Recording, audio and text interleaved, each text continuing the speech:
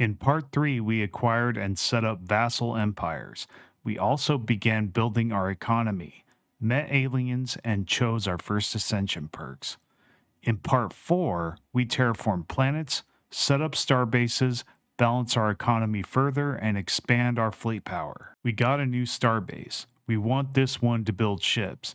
We also want more food, so we'll build shipyards on this star base and hydroponics bays on all our star bases. We only need one star base for making ships since we are continuously making them. The rest of our star bases can be full of anchorages for naval capacity. We want to get strategic resources as soon as possible, so unless there's a more critical technology, grab them as soon as they come up. No research agreements, as they cost influence as well. Our naval capacity is considerable now. However, I want to wait until we get the destroyer technology researched before we make any more ships. We are going to optimize our economy to generate more alloys. Go to the market screen. We'll sell off all monthly food in excess of 10. We'll sell stored food until we only have 2,000 left. That gave us 2,000 credits. Each time we make a change like this, we wait a month to see how our economy changes.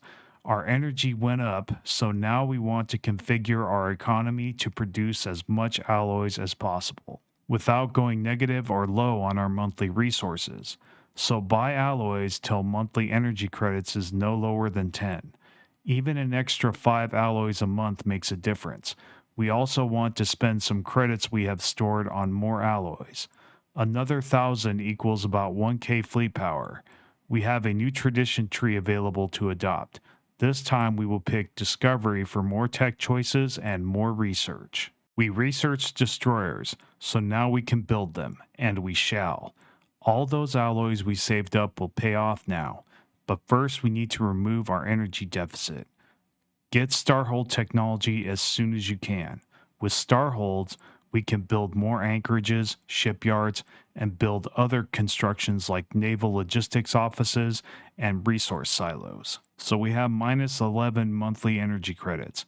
We will remove the monthly alloy buying by right-clicking it. Then queue up some generator districts.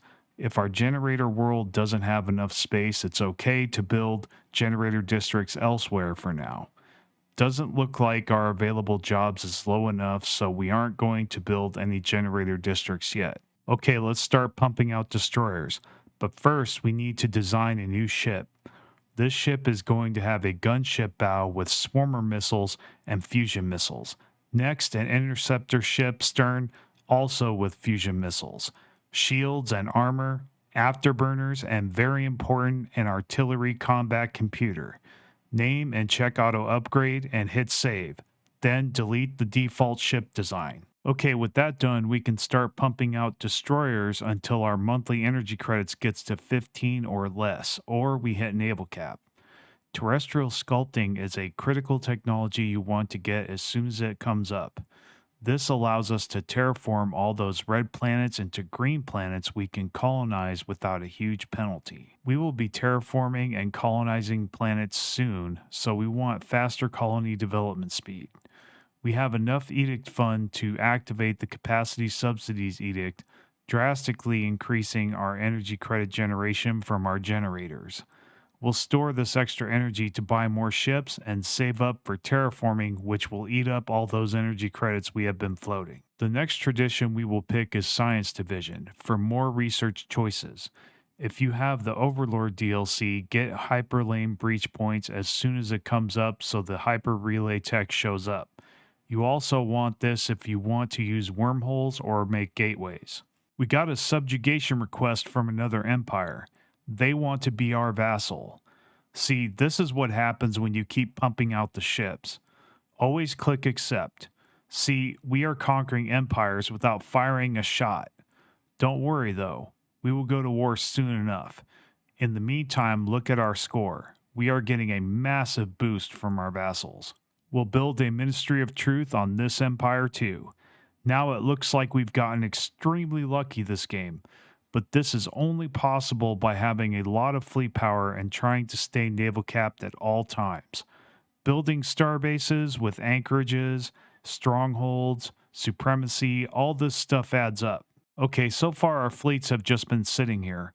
We are going to now use them to clear out all these NPC fleets and hostile aliens in our territory and unclaimed, unsurveyed systems around us. There are some systems we still are not powerful enough to clear, but there are several we can. Let's hire some admirals for our fleets. By the way, if you want to keep your ships from accidentally entering a hostile system, you can restrict it by clicking on this button. Now we are moving our fleets to engage this group of aliens. Oh, look, we can upgrade our missiles. We definitely want to get that as soon as possible. We researched the Starhold technology. We should upgrade our shipyard starbase first, then upgrade the other starbases later. Our fleets have engaged the hostiles. Let's watch. Doesn't look like we lost anything. We'll clear out the rest of the hostiles once we get more than 12k fleet power. Right now we have 6k. So we have run out of stuff to survey for the time being. When this happens, select your science ships one at a time and tell them to research any situations in the situation log. If there aren't any, start researching anomalies.